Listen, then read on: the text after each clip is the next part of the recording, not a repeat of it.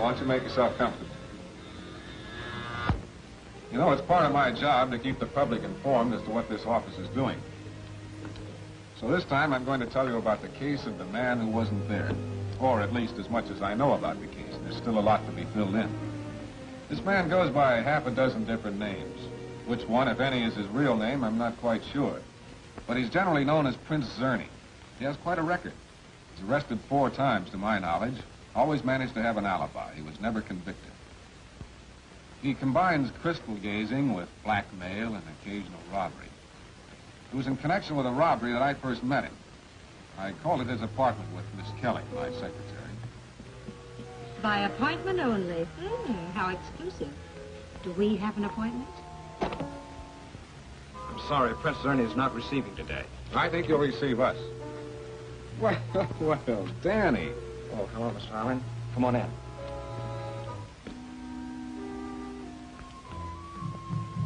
I've been wondering what happened to you, Danny, since your parole. But that outfit. Well, it's a living. Incidentally, Danny, what do you know about the Winfield robbery? I don't know anything, Mr. Allen. I'm operating strictly on the level. I'm tired of doing time. I'm glad to hear that, Danny. You're a young fellow and you've got a chance to make something of yourself. But tying up with a man like Zerny... Oh, you've got Zerny all wrong, Mr. Allen. Oh, I ain't saying I go for this occult stuff, generally speaking, but Zerny's different. He's no phony. He's really got something. Some sort of a power. I'll tell him you're here. Who's he? Danny Watson. He's a youngster that got a bad start, and I'm afraid is heading for the same kind of finish.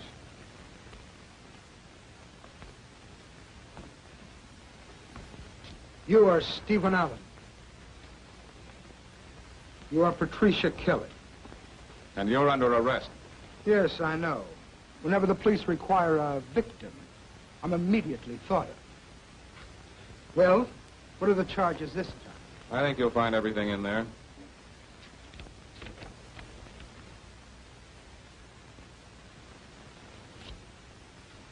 I don't quite understand. Oh, it's quite simple.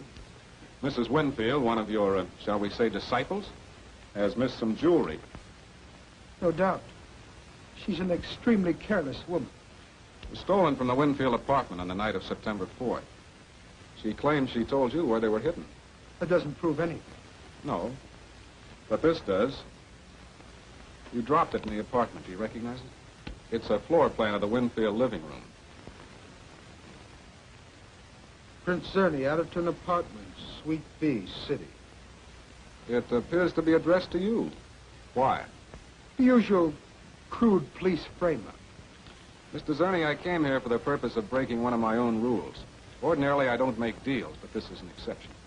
Mr. Winfield wants to keep this case out of court. Doesn't want his wife mixed up in it. And I can understand his feelings. So if you'll just return the jewels, I'll postpone action for a couple of weeks.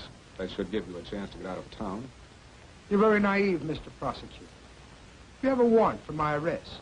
Why don't you take me along? Look, Zerny, you've been very lucky in the past.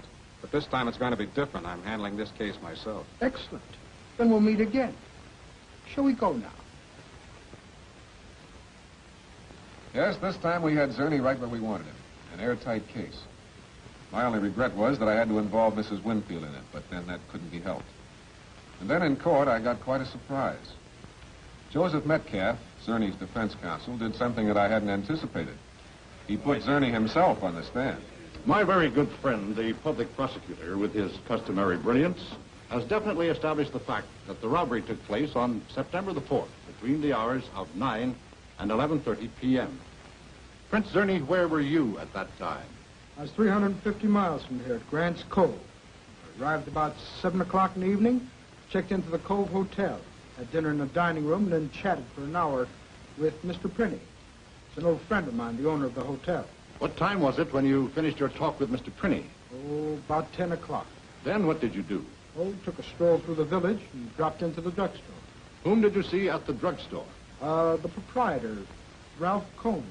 Do you recognize Mr. Prinny or Mr. Coombs here in the courtroom? Oh, yes. There's Mr. Prinny, and there's Mr. Combs.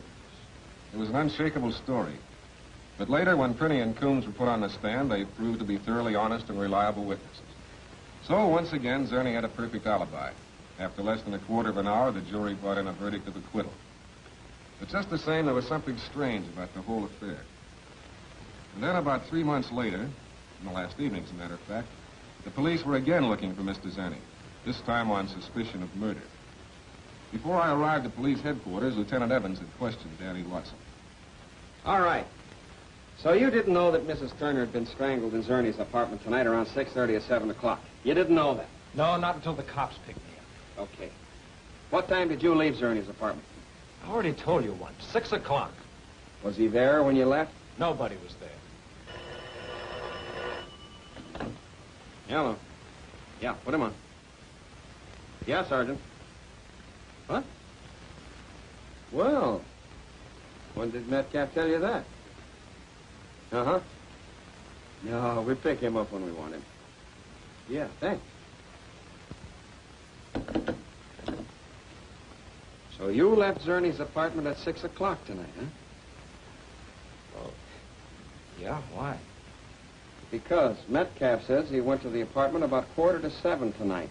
And he passed you coming out of the elevator just as he got in. He's lying. It ain't so. Metcalf's trying to cover for Zerny about putting this thing on me. Now, sit down. You won't get away with it. I'll kill that guy.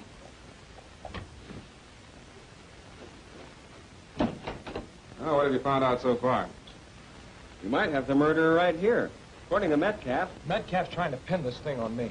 Oh, but with your nice, clean record, he won't have a chance, will he? All right. Who did kill Mrs. Turner? What's your idea? Zerny killed her. He was blackmailing her. But she was killed at 6:30 tonight. And you just got through telling me that Zerny left the apartment this afternoon and didn't come back.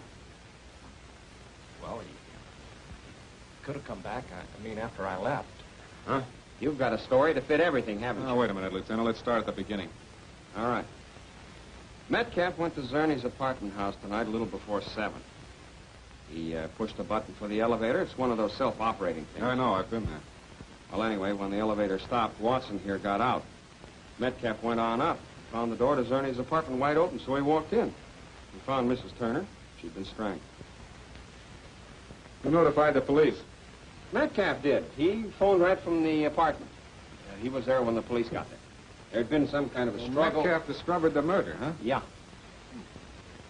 You know, I wonder if... No. He thinks too much of his own skin to get involved in a murder rap. Danny, what did Metcalf say to you when he met you at the elevator? I didn't see it. If he says he met me, he's trying to cover up something. What about this blackmail business? I don't know. I don't remember. That's a great memory. He can turn it on and turn it off. Danny, you're in kind of a tough spot. Because if it's true that Metcalf saw you... It's a lie. I left there at 6 o'clock. I'm telling you the truth, Mr. Allen. All right, Danny, that'll be all for now. But be around in case we need you.